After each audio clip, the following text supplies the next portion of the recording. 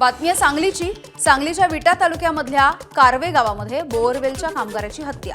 बहिणीवरून शिवीगाळ केल्याच्या रागामधून हत्या केल्याची माहिती आहे। मध्य प्रदेशच्या संशयिताला विटा पोलिसांनी अटक केली आहे।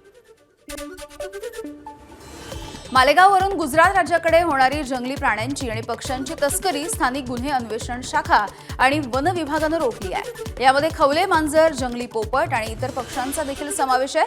3 जणांना पोलिसांनी ताब्यात घेतलं। जळगावच्या चोपडा तालुक्यामध्ये वाढत्या गोतस्करीच्या विरोधामध्ये भाजपचा मोर्चा। गोतस्करांना सोडून गोरक्षकांवरच गुन्हा दाखल केला जात असल्याचा आरोप करत गोरक्षकांनी पोलीस ठाण्यावरती हा मोर्चा काढला।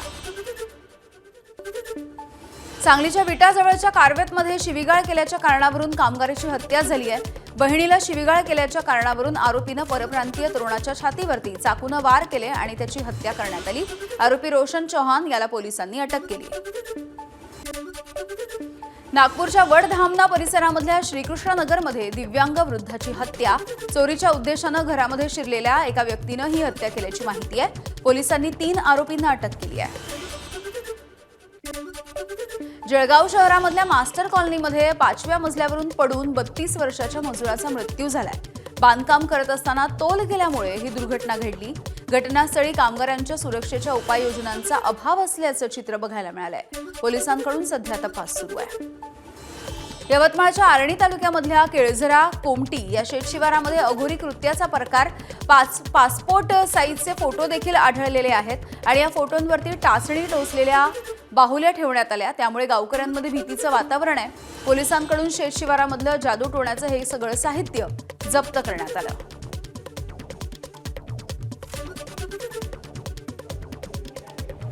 अगदी ज्याला म्हणतो आपण तशा प्रकारचं जे परिस्थिती दिसून आली त्या संबंधानं आम्ही चौकशी सुरू केलेली आहे। चौकशी अगदी जो काय म्हणजे ज्या महिलेचा फोटो वगैरे आहे त्या संबंधाने चौकशी अगदी पुढील कारवाई करणार आहे। झारखंडच्या रांचीमध्ये बेपत्ता मुलीचा तपास करताना हलगर्जीपणा केल्याप्रकरणी बोकारो जिल्ह्यामधील 28 पोलिसांचं निलंबन करण्यात आलंय। 9 महिन्यांपासून बेपत्ता असलेल्या 18 वर्षीय मुलीचा सांगाडा सापडल्याच्या नंतर ही कारवाई करण्यात आली आहे। कोल्हापूरच्या पिंपळगावमध्ये घरफोडी करणाऱ्या 2 जणांना 12 तासांमध्ये पोलिसांनी अटक केली। सीसीटीव्हीच्या आधारे स्थानिक गुन्हे अन्वेषण शाखेची कारवाई। आरोपींकडून 15 लाख रुपयांचा मुद्देमाल जप्त। बुलडाणाच्या मेहकर तालुक्यामधल्या कृषी कार्यालयाची लिफ्ट बंद असल्यामुळे नागरिकांची मात्र गैरसोय होते। 3 मजल्यांच्या पायऱ्या चढल्यामुळे 75 वर्षीय वृद्ध महिला अस्वस्थ झाल्यात। इमारतीमधली लिफ्ट ही तातडीनं सुधारण्याची लोकांची मागणी। माथेरानमध्ये प्लास्टिकच्या रेनकोटवरती बंदी घालण्यात आली आहे। पर्यावरण संवर्धनाचा मुद्दा लक्षात घेता नगर परिषदेकडून महत्त्वाचं पाऊल। पर्यटक हे रेनकोटचा वापर करतात आणि हा वापर झाल्याच्या नंतर हेच प्लास्टिकचे रेनकोट दऱ्याखोऱ्यांमध्ये फेकून देतात। त्यामुळे हा निर्णय।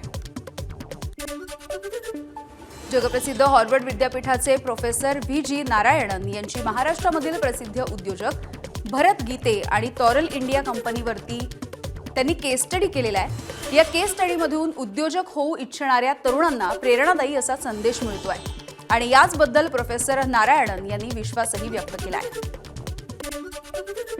ज्योतिबा विकास आराखड्यासाठी आणखी 170 कोटी रुपयांचा निधी मंजूर। अतिरिक्त निधीमधून मुख्य प्रवेश मार्गाचे रुंदीकरण केलं जाणार आहे। सीसीटीव्ही, आपत्ती व्यवस्थापनाचा कक्ष, ऐतिहासिक वास्तूंचं संवर्धन यासह इतरही कामांचा समावेश आहे। अकोल्यामध्ये काल देशभरामधील सगळ्यात जास्त 43.8 अंश सेल्सिअस इतक्या तापमानाची नोंद झाली आहे। अमरावती, यवतमाळ, वर्धा या ठिकाणी तापमानाचा पारा 43 अंश सेल्सिअसच्या पुढे गेलाय।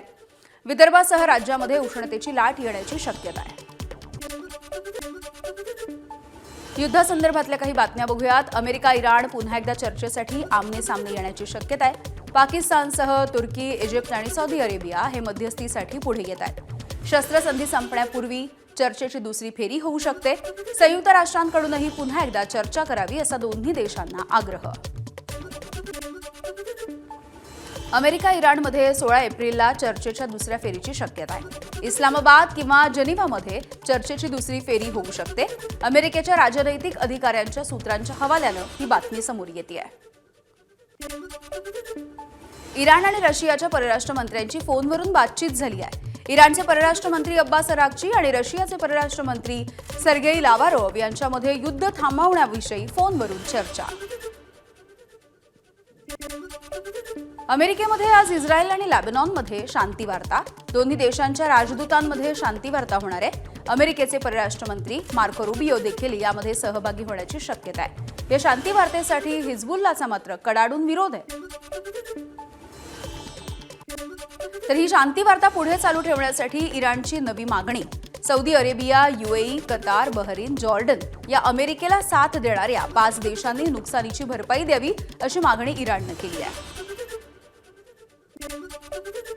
अमेरिकन नौदलाची पर्शियन आखात आणि ओमानच्या आखातामध्ये नाकेबंदी. इराणला टोल भरणाऱ्या जहाजांना अमेरिकन नौदल अडवणार आहे. सामुद्रधुनीमधून जाण्यासाठी इराणला टोल भरणाऱ्यांचा मार्ग देखील रोखला जाऊ शकतो आणि त्यामुळे सामुद्रधुनीवरून सध्या तणाव वाढलाय. हॉर्मुझमधून जहाजं न पाठवण्याच्या निर्णयावरती इराण सध्या ठाम आहे. त्यामुळे हॉर्मुझ सामुद्रधुनीजवळ पोहोचलेल्या चीनच्या 2 जहाजांनी आता मार्गही बदललाय. मरीन ट्रॅफिक या कंपनीनं एक्स पोस्ट करून या संदर्भातली माहिती दिली.